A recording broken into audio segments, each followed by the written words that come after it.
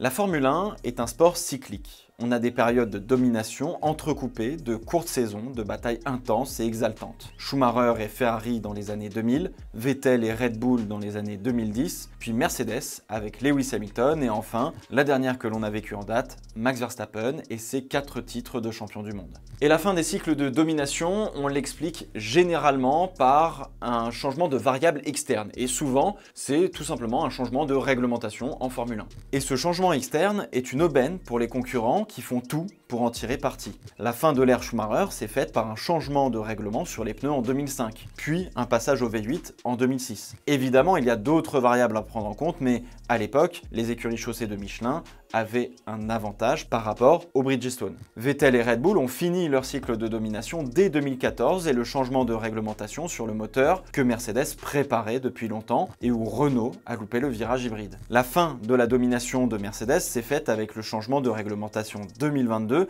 et les voitures à effet de sol qu'elle n'a jamais réussi à maîtriser parfaitement pour gagner. Et donc aujourd'hui, on vit la fin de cycle de Red Bull une nouvelle fois. Mais celle-ci n'est pas liée à un changement de réglementation, bien que ça pourrait avoir un effet amplificateur. On verra ce qu'il en est en 2026. Cette fin de cycle, elle a été causée par un déséquilibre dans l'équipe et un déclencheur inattendu libérant des jeux de pouvoir. Oui, Max Verstappen, parce qu'il a été trop bon, a peut-être causé la fin de cycle de domination de sa propre écurie. Alors je vous propose de plonger avec moi dans les entrailles de cette histoire absolument fascinante, mêlant scandale, jeux internes politiques, casse-tête technique, sportif, et évidemment jeu d'ego. Quand Max Verstappen arrive chez Red Bull en 2016, il n'a que 2 saisons de monoplace derrière lui. Une en Formule 3 et une en Formule 1. C'est rien. Et pourtant, on lui attribue volontiers un génie du pilotage jamais vu auparavant. On a le droit d'être un peu dubitatif au début, mais le garçon est rapide, et on attend donc des preuves plus concrètes de ce talent dont on nous vante les mérites. Red Bull débarque d'Annick Fiat après des frasques aux allures de torpille et Max Verstappen prend donc sa place. Premier Grand Prix avec Red Bull et première victoire. Ça va vite. Bien que cette première victoire s'explique en partie par le double abandon des Mercedes qui dominaient outrageusement la Formule 1 à ce moment-là, Verstappen a résisté toute la course à un autre champion du monde, Kimi Räikkönen. Ce n'est donc pas rien, mais attention, le règne ne commence pas tout de suite. Verstappen est encore un diamant brut qui doit polir. Il doit encore beaucoup apprendre, il doit affiner son pilotage, en particulier sur ses phases de défense, apprendre à maîtriser l'art de travailler avec les ingénieurs, que ce soit sur le développement de la voiture ou la recherche de réglages dans des Formule 1 toujours plus complexes. Et même s'il a déjà une saison dans les pattes, il doit encore absorber le rythme d'un championnat au sein d'une écurie de pointe comme Red Bull. Max est la nouvelle pépite, mais encore la jeune star qu'on prépare. Bref, il lui faut du temps et c'est tout à fait normal. Et pendant ce temps-là, chez Red Bull, on a un patron et le patron s'appelle Daniel Ricciardo. Le leader de l'équipe si vous préférez. Charismatique, rapide, fun et surtout un late breaker comme on dit dans le jargon. C'est un pilote qui s'est freiné ultra tardivement pour attaquer ses concurrents à grands coups de dive bomb. Bref, Ricciardo est expérimenté et Max Verstappen peut beaucoup apprendre de lui. Et puis au fur et à mesure des grands prix et même des saisons, doucement, l'équilibre au sein de l'écurie est en train de changer. Les résultats, la vitesse, le potentiel, on confirme ce que l'on soupçonnait déjà. Et Red Bull mise naturellement de plus en plus sur Verstappen. Pas besoin de communiquer officiel, ça se voit, ça se sent dans le comportement de l'équipe, dans la dynamique interne. 2018 est donc l'année charnière. Verstappen n'est plus un numéro 2 apprenti et Ricciardo n'est plus le leader naturel de l'équipe. Il y a une forme d'équité, peut-être de 2 numéro 1 quelque part. Mais la dynamique est en marche et elle ne va plus s'arrêter. Et Ricciardo, ça, il le comprend. S'il reste, il devient de facto numéro 2. Ou alors, s'il veut rester numéro 1 ou regagner ce leadership naturel dans une écurie, il faut partir. Et Ricciardo a raison. Il part pour le projet Renault en 2019 qui ne fut malheureusement qu'une étape avant de rebondir une dernière fois chez McLaren. À partir de là, le chemin est libre chez Red Bull. On peut se concentrer sur Max Verstappen sans mal et construire l'avenir avec lui et autour de lui. Le plan est simple, retrouver les titres de champion du monde comme avec Vettel. La machine est donc lancée. 2019, Max Verstappen devient donc le nouveau leader, le nouveau patron chez Red Bull. Mais ce n'est pas la seule nouveauté. Red Bull se débarrasse enfin du moteur Renault qui leur a tant donné de tracas pour passer au moteur Honda, abandonné par McLaren un an plus tôt. Le moteur Honda a fait ses preuves chez Toro Rosso en 2018. Il est donc mature pour propulser les voitures de l'écurie mère. Et pour remplacer Daniel Ricciardo, on fait donc appel à Pierre Gasly. Et donc c'est à partir de cet instant que l'écurie vit un premier déséquilibre. Et c'est un déséquilibre qu'elle a presque emmené de manière continue jusqu'à aujourd'hui à l'heure où on se parle. Ce déséquilibre, c'est le fameux problème de la Red Bull numéro 2. Max Verstappen se bat sans trop de difficultés à l'avant du peloton. Il arrive à faire jeu égal parfois avec les Mercedes et les Ferrari qui se battent aux avant-postes. Pierre Gasly, lui, a plus de mal. Il est loin pour les standards de l'époque, n'arrive pas à s'approcher de Verstappen en qualif ou en course, et Red Bull se bat finalement avec une main dans le dos sur le devant de la grille. À l'été, Red Bull prend donc la décision de simplement remplacer Pierre Gasly. Alors évidemment, en tant que fan français, ça fait extrêmement mal au cœur parce que c'était la première fois qu'on avait enfin un pilote français dans un top team, mais au vu de la mentalité hyper compétitive et compétitrice de Red Bull, c'est intransigeant et ça fait sens. Bref, entre en scène donc Alexander Albon et rebelote.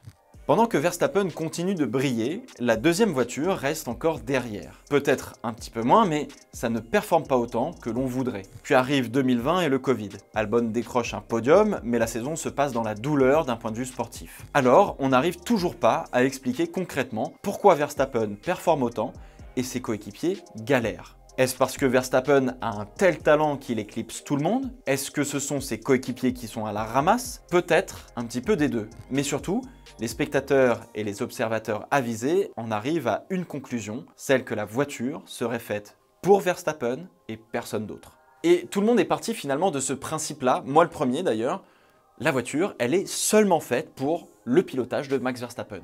Il va falloir que l'on attende finalement 2023 pour comprendre une subtilité qui est relativement propre à la Formule 1. En novembre 2023, Alex Albon passe dans le très bon High Performance Podcast et révèle un élément qui est déterminant. La voiture est scalée et Max Verstappen aime un train avant très directif, que ce soit d'un point de vue aérodynamique comme d'un point de vue mécanique. On dit qu'il aime une voiture très pointue. Sauf que dans le cas de Verstappen, on parle de ce genre de style de pilotage dans une dimension extrême. Et Alex Albon utilise la comparaison d'augmenter la sensibilité du pointeur de la souris au maximum, qui au moindre mouvement parcourt l'écran hyper vite. Voilà la sensibilité de Max Verstappen au volant d'une Formule 1, le ressenti que lui apprécie. En fait, Max Verstappen est tout simplement d'une précision chirurgicale dans la manière dont il pilote sa voiture, la manière dont il l'emmène et l'inscrit dans un virage, la manière dont il actionne les commandes, le volant, les pédales, etc. Il est ultra précis. Je serais même d'ailleurs curieux de voir les courbes télémétriques pour voir à quel point c'est propre. Parce qu'il n'y a pas d'autre moyen que ce soit autrement. Et à mesure que la voiture devient de plus en plus pointue et directive du train avant, Verstappen va de plus en plus vite. Et ses coéquipiers, pour le rattraper, doivent prendre de plus en plus de risques. Albon se sentait de plus en plus tendu au volant par l'impossibilité de prévoir ou de sentir ce que le train arrière pouvait faire. Jusqu'au point qu'il finisse par placarder la Red Bull dans le mur. Et là, la confiance dans le pilotage en prend un coup. Et le pilote repart de plus belle et prend un poil plus de risques pour ne pas tomber encore une fois trop derrière. Le pilote arrête de piloter à l'instinct et commence à vraiment réfléchir à comment utiliser le volant et les pédales pour faire tourner la voiture. Il perd de plus en plus confiance et rentre dans ce cercle vicieux duquel il se fera sortir seulement par Helmut Marko. Les coéquipiers de Max Verstappen sont donc malheureusement condamnés à souffrir puisque Max Verstappen demandera toujours plus de train avant, ce qui le fera toujours aller de plus en plus vite. Et donc, on est en présence de ce déséquilibre chez Red Bull entre la voiture numéro 1 et la voiture numéro 2, entre le pilote numéro 1 et le pilote numéro 2, qu'ils ont emmené jusqu'à aujourd'hui, en 2025. Bon, maintenant qu'on a un peu expliqué ce déséquilibre, on n'a toujours pas répondu à la question que je vous ai posée un petit peu avant, ou en tout cas la remarque qu'on s'était faite. Est-ce que la voiture est seulement faite pour Max Verstappen? Au début, c'est ce que je pensais, mais on avait beaucoup moins d'insight de ce genre car la F1 était au début de son explosion médiatique seulement. Il s'avère que non, la voiture n'est pas designée et conçue pour Max Verstappen, mais son style de pilotage permet de concevoir une voiture extrême et de pouvoir l'exploiter. Ce genre de voiture, on pourrait les appeler les voitures entre guillemets souffleries. Ce sont des conceptions de voitures tellement tournées vers la performance qu'elles deviennent extrêmement difficiles à piloter et ne peuvent performer que si le pilote est ultra précis et que par son pilotage, la garde au sol, l'angle de volant, la vitesse, etc. sont exactement alignés avec le besoin aérodynamique et le besoin mécanique de la voiture. Le but, c'est d'être le plus proche du décrochage aérodynamique des flux d'air sur la voiture, car c'est là qu'on trouve la portance la plus importante, juste avant que ça décroche. Et même selon la position de la voiture, avec un peu de roulis ou du plongeon, notamment sur les phases de freinage, parfois certaines zones de la voiture décrochent aérodynamiquement. On perd de l'appui, oui, mais en même temps, on réduit la traînée dans certaines circonstances. C'est pour cela que la voiture est extrêmement pointue à piloter. Je vais tenter de prendre une métaphore pour essayer de vous expliquer la chose de manière peut-être un petit peu plus facile ou imagée. En fait, c'est comme si vous et moi avions l'habitude de rouler avec des boîtes de vitesse modernes où instinctivement on ne se pose pas la question de comment on fait pour passer les rapports ou rétrograder sur des voitures de route. Les boîtes modernes facilitent beaucoup les changements de rapports, même si on force, qu'on n'est pas sur le bon régime moteur, qu'on n'embraye pas bien, etc., etc. On roule et ça nous gêne pas spécialement dans la conduite et on se pose pas spécialement plus de questions. La Red Bull, en fait, c'est une boîte de vitesse de voiture de course qui demande d'être au tour minute exact pour désengager et réengager un rapport. Autrement, la vitesse ne passe pas, ou vous bloquez les roues arrière, enfin bon, vous ne savez pas piloter, vous vous retrouvez dans des positions très compliquées. Voilà la différence de précision entre Max Verstappen et ses coéquipiers. Donc à la moindre imprécision du pilote, à la moindre hésitation, la voiture décroche. Cet effet s'est accentué avec la réglementation 2022 de Formule 1 et l'effet de sol, puisque les voitures sont devenues ultra rigides pour fonctionner aérodynamiquement parlant. Elles sont devenues, par réglementation, encore plus pointues qu'avant. Adrian Newey et ses collègues ont continué dans cette voie car Max Verstappen est capable de piloter des voitures ultra performantes mais qui demandent d'être ultra précis. Et c'est justement l'une des raisons des titres de Verstappen dans cette ère à effet de sol. Donc non, la voiture n'est pas spécialement faite pour Max Verstappen, mais sa précision permet de faire des voitures ultra performantes et donc de gagner outrageusement comme ça a été le cas en 2023. Et il y en a un qui malgré tout s'est pas si mal débrouillé, qui s'appelle Sergio Pérez. Par son expérience, il n'a pas eu de mal à rouler avec la voiture de 2021. Mais dès 2022, ça a commencé à être plus difficile. Et si chaque début d'année allait à peu près, au fur et à mesure que les saisons avançaient, que les voitures s'amélioraient, elles devenaient de plus en plus pointues, au point que Sergio Pérez ne soit absolument nulle part en 2024. Sergio Pérez, par son expérience, avait beau trouver des défauts à cette Red Bull, personne ne l'écoutait, parce que Max Verstappen gagnait. Donc le problème, c'est pas la voiture. C'est là où j'aimerais vous proposer un parallèle entre la domination de Mercedes et de Lewis Hamilton avec celle de Red Bull et de Max Verstappen. Ce que je trouve absolument incroyable, ce n'est pas que Mercedes soit arrivé au top, c'est qu'ils y soient restés aussi longtemps et en traversant un changement de réglementation aérodynamique en 2017. Souvent, on a entendu les gens de chez Mercedes dire qu'ils se remettaient perpétuellement en question pour vraiment voir s'ils pouvaient trouver un moyen d'améliorer la voiture, l'équipe, leur processus, etc., etc. Ils remettaient tout sur la table, les pilotes en faisaient de même, et c'est ça le plus impressionnant. De chercher et surtout de trouver comment faire mieux quand tout paraissait déjà parfait. Alors si comme beaucoup, j'en ai eu assez vite marre de la domination de Mercedes, mais c'est normal, aujourd'hui, je suis absolument fasciné par l'exploit que ça a été. Chez Red Bull, au final, ça a été une autre histoire, car ils pensaient aller dans la bonne direction avec Max Verstappen sur la conception de voitures ultra pointues à piloter. Verstappen n'a pas de problème, mais les autres pilotes sont pas des manches non plus. Ils devraient réussir quand même à s'approcher du numéro 1, normal quoi. Sauf que, vous vous en doutez, le talent et la précision de pilotage de Max Verstappen n'est pas illimité. Et forcément, à un moment donné ou un autre, ça allait finir par tout simplement coincé. Par son pilotage, Max Verstappen a, malgré lui, gommé ou caché certains défauts de la voiture que Sergio Pérez pointait du doigt. C'était donc une bombe à retardement. Cela me fait penser à une histoire un peu similaire chez Haas entre Romain Grosjean et Kevin Magnussen. Il me semble que ça devait être en 2019, Magnussen arrivait à performer alors que Grosjean pestait qu'il y avait un vrai défaut, peu importe ce que les datas pouvaient dire. En milieu de saison, Grosjean est revenu à une spec de début de saison et a performé. Magnussen, lui, s'est heurté au problème qu'il arrivait malgré lui à cacher par son pilotage et ce que la data disait. Histoire similaire avec Verstappen et Red Bull, même si différente tout de même, le néerlandais commence à trouver la voiture un peu trop pointue pour lui ou ne lui répondant pas comme il le souhaitait.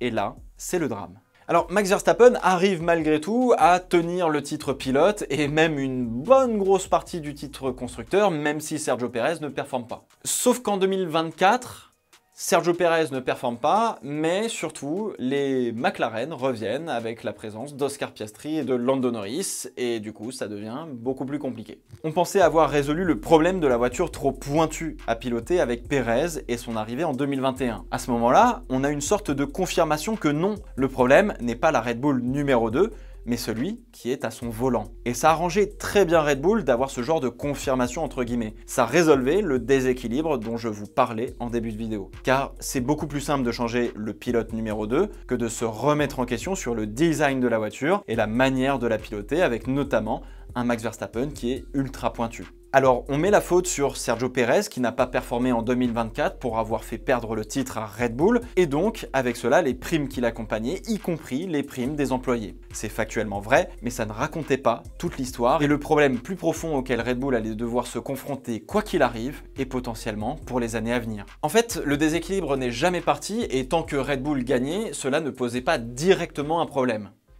Mais un problème pour qui? L'écurie? Max Verstappen? La Red Bull numéro 2 ou Christian Horner?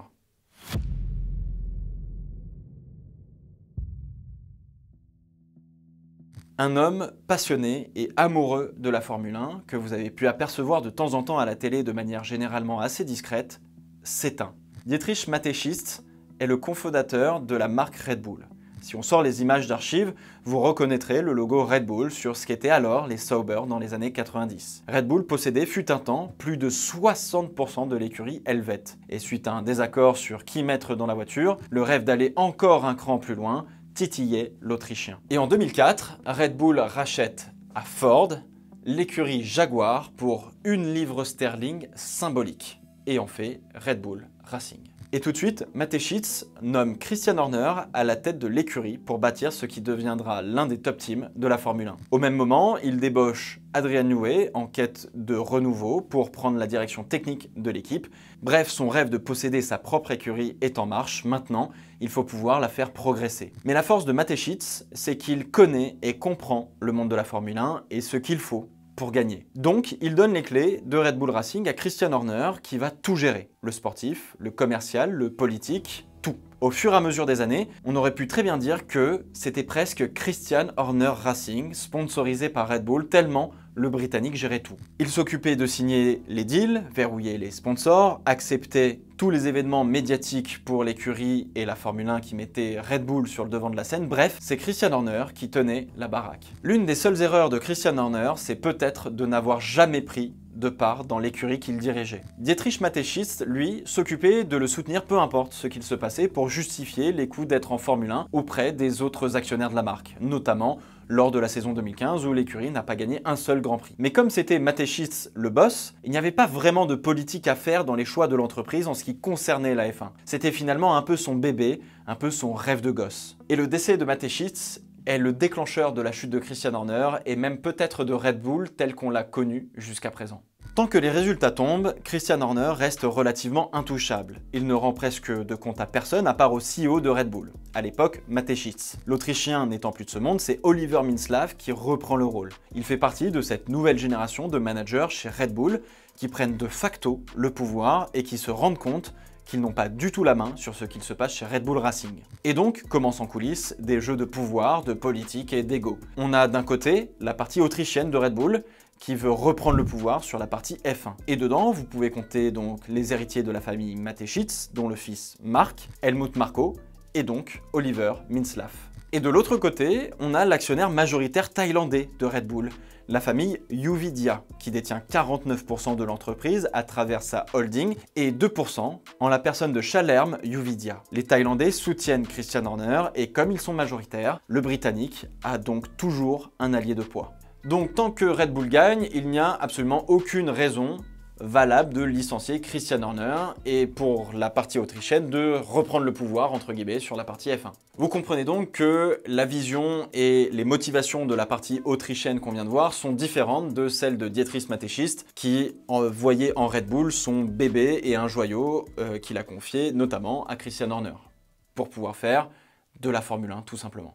Mateschitz avait une vision, un rêve. Et si Red Bull a été victorieuse à plusieurs reprises, la dernière étape à franchir pour l'écurie autrichienne était de faire ce qu'aucune écurie, qui n'est pas un constructeur automobile, n'a fait dans l'histoire moderne de la Formule 1, faire son propre moteur. De cette manière, l'écurie se donnerait la chance de devenir enfin totalement indépendante. Ce projet dépasse tout le monde, tous les égos, et participe à ancrer un peu plus l'héritage de cette écurie dans l'histoire de la Formule 1. Et le timing l'imposait finalement, puisque Honda, le motoriste des écuries Red Bull, se désengageait de la Formule 1 fin 2020. Il fallait donc prendre une décision assez rapidement, et la meilleure à ce moment-là, selon Mateschitz, était de concrétiser la maxime « Nous ne sommes jamais mieux servis que par nous-mêmes ». Et alors le projet est fou, coûte extrêmement cher et il est extrêmement complexe à mettre en œuvre. Alors chez Red Bull, on commence à injecter des millions et des millions dans ce qui est en train de devenir Red Bull Powertrain. On part recruter des ingénieurs en quête parfois de renouveau. Les premières cibles sont évidemment ceux de chez HPP, l'entreprise des moteurs Mercedes. Mais au vu de la complexité des power units modernes de la Formule 1 et en vue de 2026, cela reste trop compliqué de se lancer dans l'aventure tout seul, juste avec des ingénieurs et quelques petits partenaires. Il faut plus. Et le plan d'origine de Mateschitz était de faire un partenariat technique avec Porsche. Les rumeurs font état qu'avant son décès, Mateschitz avait un accord avec le CEO de Porsche avec une bonne poignée de main où l'écurie Red Bull serait détenue à 50% par Porsche et 50% par Red Bull. À l'époque, il y avait même des documents qui circulaient et faisaient effectivement état d'un processus pour arriver à un tel accord entre les deux parties. On avait même eu une suggestion que Porsche avait l'intention de mettre Andreas Seidl aux commandes de l'entreprise moteur. On en était même, selon certaines sources respectées du paddock, arrivé au point de voir des prototypes moteurs de Porsche commencer à tourner sur les bancs d'essai de l'usine Red Bull de Milton Keynes. Mais malheureusement, avec la détérioration de la santé de Dietrich Mateschitz, le deal est tombé à l'eau.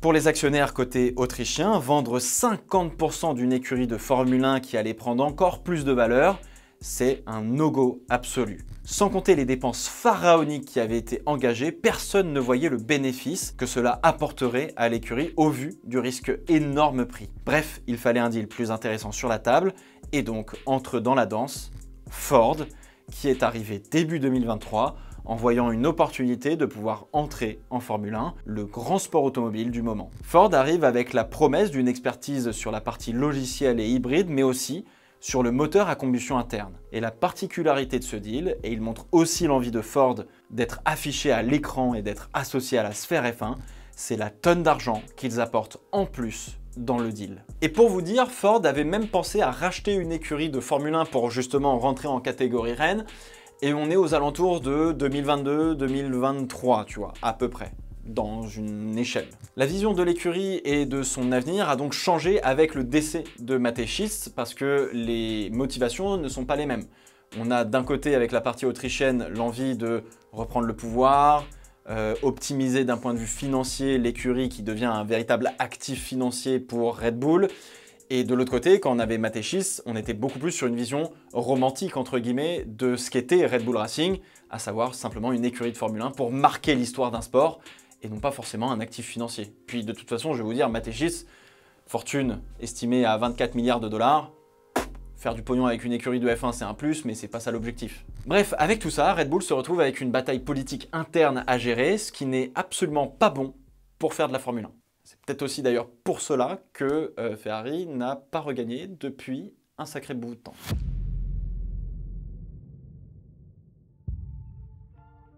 Red Bull Racing confirme qu'une enquête interne a été ouverte à l'encontre de Christian Horner pour des comportements inappropriés envers une employée de l'écurie. Le pourquoi du comment reste relativement flou. On parle bien de comportements inappropriés, jugés déplacés et de potentiel abus de pouvoir, et non pas de harcèlement sexuel. On tente de garder toute cette affaire à l'abri des regards de la presse et que ça n'aille trop loin, et malgré le fait que Christian Horner soit blanchi, l'affaire redémarre avec la fuite d'un Google Drive partagé à la presse et aux teams principaux qui ne tarde pas à faire le tour du monde. On est en plein début de saison 2024 et l'ambiance est absolument électrique. Et ce qui est super intéressant, c'est qu'à ce moment-là, on commence à déceler les positions politiques internes chez Red Bull. Qui se place autour de qui? Jos Verstappen devient très vocal sur pourquoi Christian Horner doit partir, parle d'ambiance toxique, et Helmut Marko, qui n'a pas sa langue dans sa poche, en rajoute une couche. Et pour couronner le tout, les autres teams principaux demandent de la transparence sur la gestion de l'affaire. Peu importe la vérité de la question morale de cette affaire, les patrons d'écurie en profitent pour tirer avantage de la situation, pour obliger l'écurie à se préoccuper de cette affaire plutôt que de leur propre voiture. Malgré tout, l'affaire s'essouffle tout de même, mais elle a complètement terni l'image de Christian Horner et même celle de Red Bull au passage. Vrai, pas vrai, à part les intéressés de l'histoire qui, a priori, ont réglé cette affaire à l'amiable, personne connaît la vérité. Et je vais vous dire un truc, elle m'intéresse pas. Je m'en fous un peu. En revanche, ce qui est hyper intéressant, c'est de savoir à qui ça a pu profiter, cette affaire. Bon, quelqu'un en veut à Christian Horner, ou du moins a envie de le voir tomber. Ce n'est pas la famille thaïlandaise, auquel cas, pourquoi se donner autant de mal puisqu'ils sont majoritaires et donc un simple coup de fil suffit pour le licencier. Malgré mes recherches, je n'arrive pas à y voir un intérêt direct, peut-être indirect, mais en tout cas pas d'intérêt direct pour le clan Verstappen, que ce soit son manager ou son père Jos Verstappen. Tout se passe bien, Max a ce qu'il veut, et à part une renégociation de contrat et un intérêt financier, je vois pas ce qu'ils y gagneraient particulièrement à faire tomber Christian Horner. Arrive donc la dernière pièce du puzzle, la partie autrichienne de Red Bull. Voir son patron d'écurie malmené dans la presse, et même d'un point de vue judiciaire, ça peut leur donner un levier de pression pour commencer à le débarquer. La situation les met en position de force vis-à-vis de Christian Horner, mais visiblement, ça ne suffit pas, donc il faut que Red Bull commence vraiment à mal performer pour convaincre les Thaïlandais de faire quelque chose. Mais pour le moment, les Thaïlandais restent les meilleurs alliés de Christian Horner. En tout cas, le mal est fait, quoi qu'il arrive, et on voit des figures emblématiques de Red Bull partir en sentant le vent tourner un petit peu. Et puis même, de toute manière, on arrive aussi peut-être sur une fin de cycle, entre guillemets, d'avoir un besoin de renouveau. C'est ce qui arrive dans la plupart des entreprises pour plein de salariés qui, au bout de 3, 5, peut-être 10 ans parfois, ont envie de partir pour un nouveau projet et ont envie de faire autre chose de leur vie. Ou d'aller chez la concurrence, voir les choses de manière différente.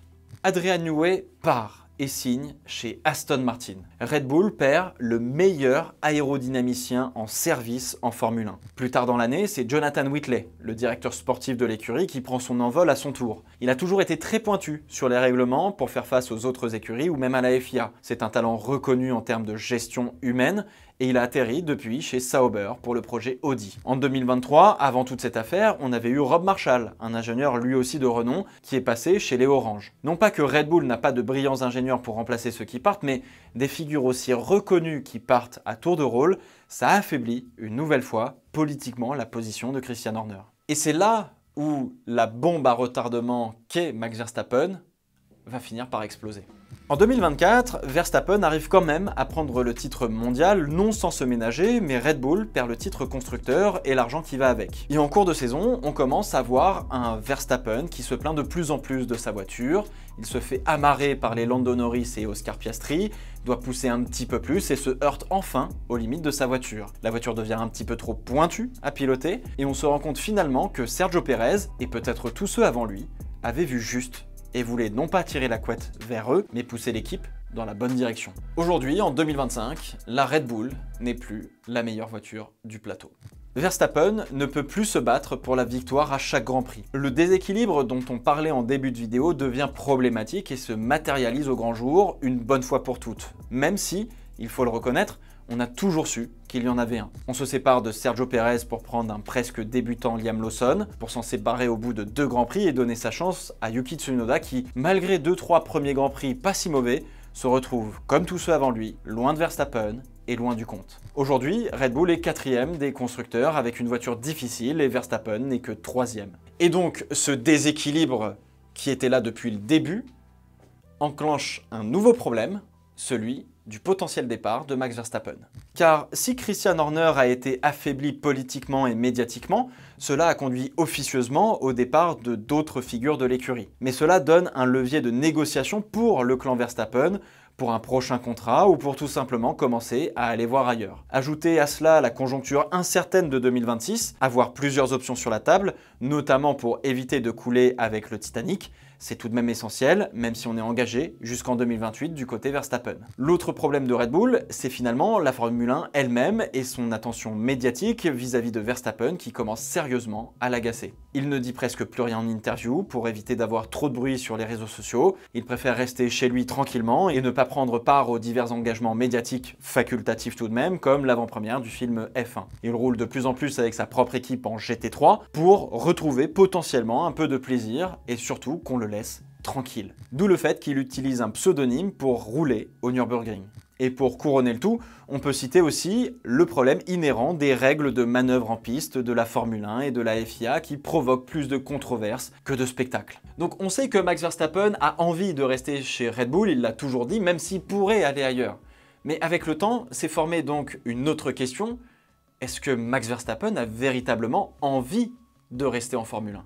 On verra avec le temps ce que l'intéressé décide, mais dans cette saison 2025 de Formule 1, avec tout ce que l'on vient de dire, le clan Verstappen a réagi pour s'en protéger. Et si Toto Wolff courtisait le néerlandais l'année dernière sans trop de succès, cette année, c'est le clan Verstappen qui est venu toquer à la porte de chez Mercedes. Et rien que cette action entraîne de surcroît un levier supplémentaire pour la faction autrichienne de Red Bull pour justifier une peur que leur star ne finisse par partir et que tout cela découle de la mauvaise gestion d'un seul homme, Christian Horner. Et le clan Verstappen, dont le père qui a des différends avec Horner, a aussi un levier sur Red Bull et surtout sur Christian Horner.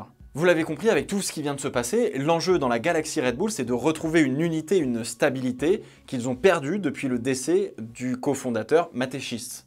Donc, le côté thaïlandais n'a d'autre choix pour rétablir l'équilibre entre les actionnaires de licencier Christian Horner. Le talent et la précision de pilotage de Max Verstappen, couplés à une direction prise par l'écurie de n'écouter que sa star, a créé un déséquilibre qui demandait une remise en question globale, comme l'a fait à maintes reprises Mercedes par exemple pour rester au sommet. Le décès de Mateschitz est le rempart qui assurait une stabilité et qui protégeait ce déséquilibre. Ça a été le déclencheur d'une guerre interne politique mêlant scandale et jeu de pouvoir, délaissant la vision de l'Autrichien qui dépassait tous les égos et toutes les personnes qui prenaient part à cette écurie. Aujourd'hui, il est encore un peu trop tôt pour se projeter sur le futur et l'avenir de l'écurie Red Bull en Formule 1. Donc on ne manquera pas de refaire une vidéo en ce sens d'ici quelques mois.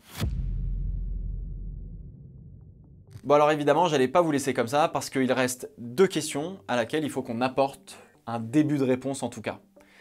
L'avenir de Max Verstappen et l'avenir de Christian Horner. Et en ce qui concerne Max Verstappen, la situation est devenue plus simple. Christian Horner est donc parti. Cette cartouche est donc grillée pour le clan Verstappen, donc ils ont un levier de moins sur Red Bull. Peut-être qu'ils vont avoir plus de pouvoir en coulisses avec une entente avec le management de Red Bull. Il reste a priori 2 grands prix pour que Verstappen puisse se libérer de son contrat à travers les clauses de performance. Si Verstappen n'est pas 3e du championnat des pilotes minimum avant le break de cet été, il serait libéré de son contrat. Autrement, il ne pourra pas se libérer même s'il en a l'envie. Alors on lit Max Verstappen à Mercedes, qui est le transfert le plus plausible aujourd'hui, mais assez ironiquement, celui qui détient la clé de ce transfert, c'est le baquet dans lequel pourrait se retrouver Max Verstappen, à savoir celui de George Russell. C'est George Russell qui détient les clés de ce transfert-là. Russell est donc 4e, et il faudrait qu'il dépasse Max Verstappen pour le libérer, pour que le néerlandais puisse venir prendre un volant chez Mercedes. Et a priori, vu l'argent et les espoirs qu'ils ont mis dans Kimi Antonelli, celui qui partirait serait donc George Russell. 18 points les séparent actuellement et le Grand Prix de Belgique qui arrive est un week-end sprint. A priori, les McLaren seront devant, on ne sait pas trop ce que donneront les Ferrari et les Mercedes en fonction des températures pourraient être très bien comme catastrophiques. Il y a aussi la possibilité que Verstappen se retrouve dans un incident de course comme en Autriche. Bref, même si 18 points quand on ne joue pas la victoire et les podiums à chaque Grand Prix, ça peut paraître pas si énorme que ça reste un écart important si les deux concurrents marquent des points et que tout se déroule de manière entre guillemets normale aussi. George Russell n'a absolument aucun intérêt à performer avec la Mercedes sur les 2 prochains Grands Prix, que sont la Belgique et la Hongrie.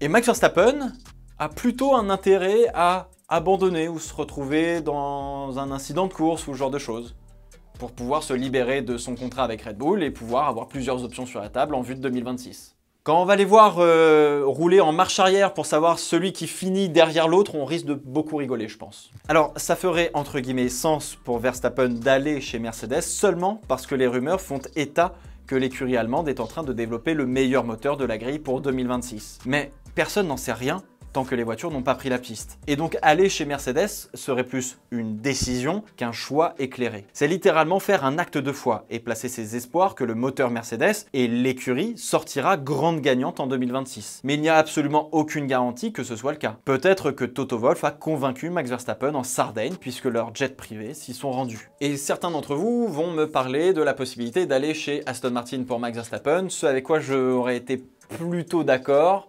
Sauf que, on parle là aussi sur un acte de foi. On ne sait toujours pas ce que Adrian Newey va pondre comme voiture et ce que Honda va réussir à faire comme moteur. Et au début de l'ère hybride, je vous rappelle que c'était pas joyeux. Et puis, même chez Red Bull, peut-être que le moteur Red Bull Powertrain Ford sera performant et que l'écurie arrivera à faire une meilleure voiture aussi. La course est donc lancée pour que Verstappen reste bien en haut de la pile des pilotes à courtiser en 2026, en vue de 2027 ou même en vue de 2028, si jamais la Red Bull est catastrophique. Se libérer de son contrat peut lui permettre de prendre une année sabbatique et d'observer quelle écurie sort du lot pour y aller en 2027 aussi. Donc à date, au moment où je tourne cette vidéo, a priori, tant que Max Verstappen est 3e du championnat du monde des pilotes avant le break, il va rester chez Red Bull. Maintenant, à moins que Toto Wolff pète un plomb et décide de casser la tirelire pour racheter le contrat de Max Verstappen, ce qui risque de coûter des centaines de millions d'euros, ça me paraît très peu probable, mais il faut jamais dire jamais en Formule 1.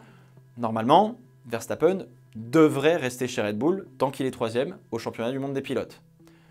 En revanche, toute cette affaire, on va en entendre parler pendant les 2 prochaines semaines qui arrivent, là ça c'est sûr.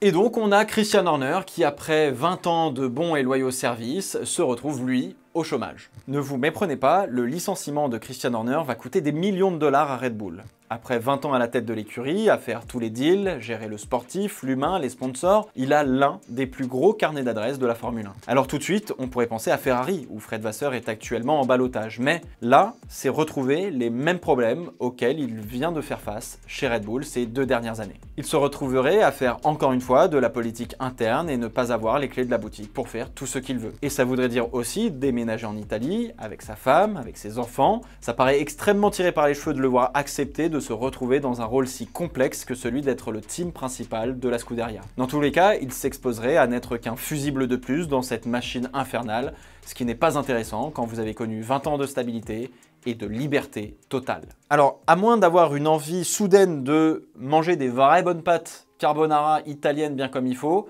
Christian Horner chez Ferrari, moi je trouve que ça fait pas sens. Maintenant, il peut se passer des choses et donc effectivement peut-être que ça fera sens dans quelques semaines ou quelques mois. Christian Horner pourrait pourquoi pas intéresser Cadillac, mais il y a déjà Graham Lawton à sa tête et vu le timing, c'est peut-être pas le moment de changer de cap pour la future écurie américaine. Alors pourquoi ne pas s'associer avec Otmar Szafnauer qui tente de monter une 12e écurie de Formule 1 avec des gros investisseurs et prendre des parts dans le capital de ce projet, car c'est l'une des erreurs de sa carrière, ne pas avoir sécurisé sa position de team principal en prenant des parts de l'écurie qu'il dirigeait. Toto Wolff ou encore Zak Brown ont des parts de leur propre écurie et les virer est bien plus complexe que d'autres teams principaux qui n'ont finalement qu'un job. Alors il y a une écurie qui finalement n'est pas si loin de Milton Keynes pour le coup et qui traverse un nuage turbulent depuis beaucoup trop longtemps. Et cette écurie, elle s'appelle pour le moment Alpine.